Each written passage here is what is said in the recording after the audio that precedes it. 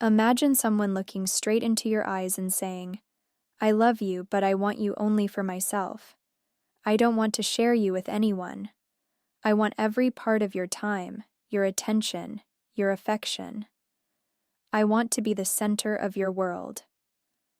At first, it sounds intense, even romantic. But then you notice something unsettling: the way their words feel more like a cage than an embrace. And you begin to wonder, is this love? Or is it selfishness wearing a mask? Today, we're going to unravel one of the most uncomfortable questions about relationships. Can real love ever be selfish? The answer might challenge everything you've ever believed about romance, about commitment, and about what it really means to care for someone. Stay with me until the end, because you might walk away seeing love, and yourself, in a completely different light. We grow up surrounded by stories that teach us love is sacrifice, tenderness, and selflessness. Fairy tales tell us of princes who risk their lives, heroines who give up everything for their beloved. But real-life relationships are not written in fairy tale ink. If you pay close attention, you'll notice that much of what we call love is actually the fulfillment of our own needs. Sometimes it's tender, sometimes it's beautiful, and sometimes it's simply a well-disguised form of taking. Relationships can become an unspoken contract. I'll give you what you want, as long as you give me what I need in return. But if giving is conditional, if affection depends on a payoff, is that still love? Or is it a transaction? This question is not just about romance. It touches friendships, family bonds, even the way we care for our children. Love and selfishness are far more intertwined than we like to admit. And to understand why, we need to look at it from 3 perspectives: biology, psychology, and philosophy. Let's start with biology. From a biological point of view, love isn't just an emotion, it's a survival mechanism. Hormones like dopamine, oxytocin, and serotonin flood our brain when we're with someone we love. These chemicals make us feel good, safe, and bonded. But here's the catch: that good feeling, it's for us. It's our brain rewarding us for staying close to someone who, in nature's view, helps ensure our survival and possibly the survival of our offspring. This is why, for example, a mother caring for her baby feels deep satisfaction. From the outside, it looks purely selfless. But biologically, caring for her child provides her with emotional fulfillment, purpose, and a sense of identity, meeting her own needs as well as the child's. Evolutionary psychology shows that even acts we label selfless are often connected to personal reward, whether it's emotional warmth, social approval, or inner peace.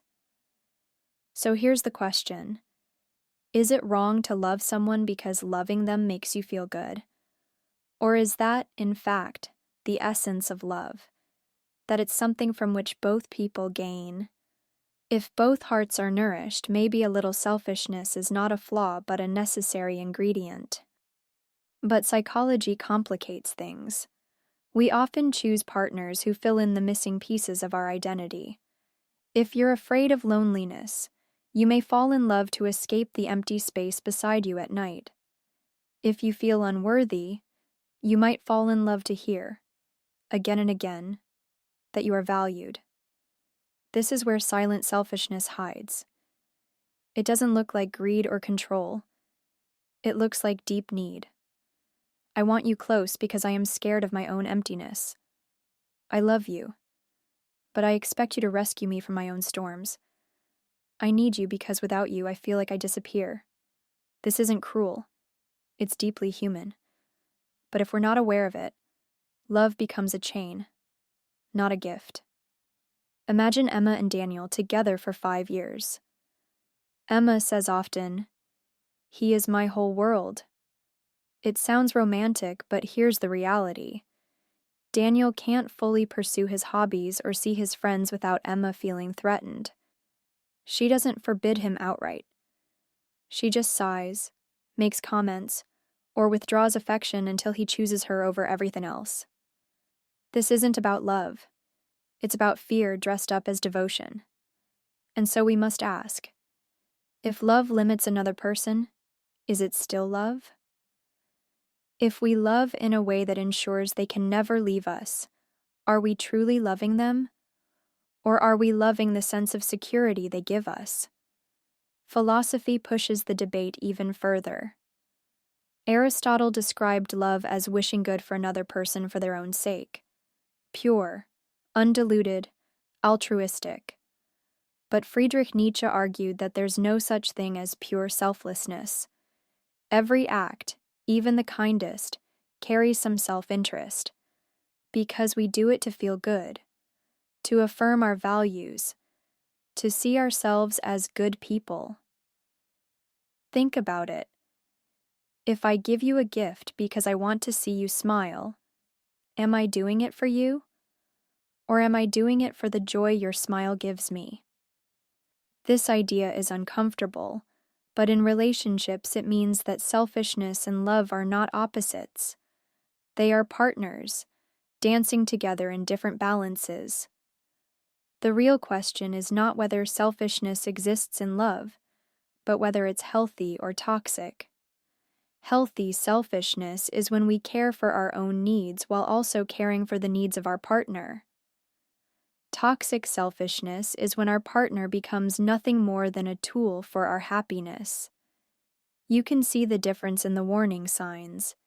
In toxic selfishness, there is control, deciding where your partner can go, who they can see, what they can do. There is conditional affection. I love you if you meet my expectations. There is a lack of empathy. Your needs are always the priority. Theirs are optional. And there is jealousy disguised as care. I'm just worried about you. When in reality, you're controlling their freedom. But here's the twist. Eliminating selfishness from love entirely is impossible.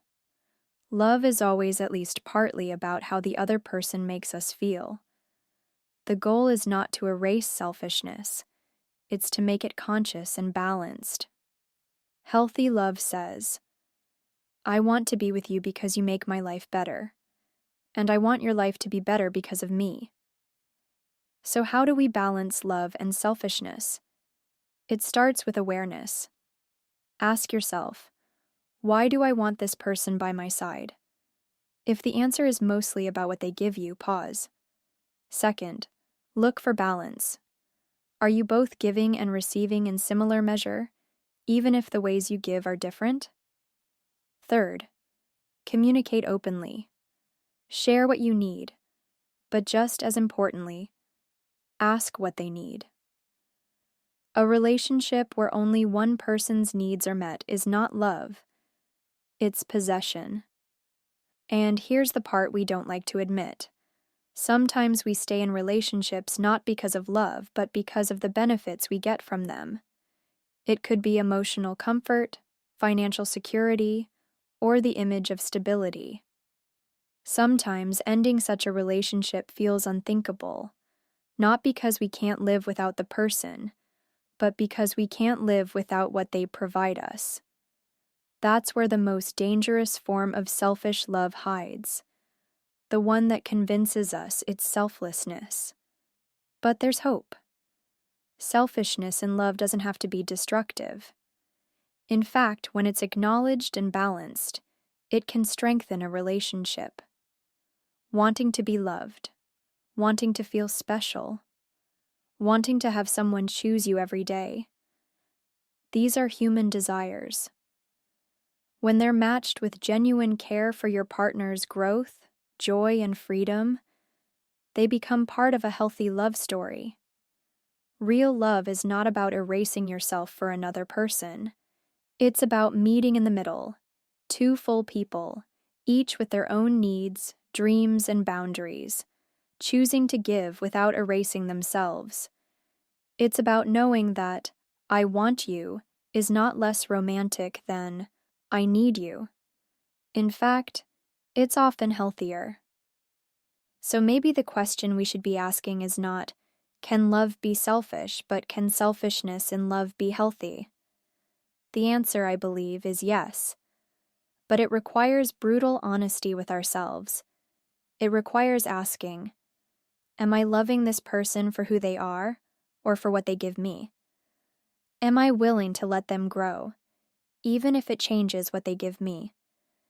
If we can say yes, yes, I love you even if you change, even if you outgrow certain things, even if your happiness sometimes takes you away from me, then our selfishness has found its balance. Then love stops being a cage and becomes a garden, where both people can grow. If this episode has made you think, I want you to pause for a moment and write in the comments, I love consciously. Let's see how many of us are ready to embrace love with awareness and balance. And if you're not yet part of our Decode Love community, hit that subscribe button and turn on notifications, because in the next video, I'll share 5 hidden forms of manipulation in relationships that often look like care, but slowly erode the bond you've built. You don't want to miss it.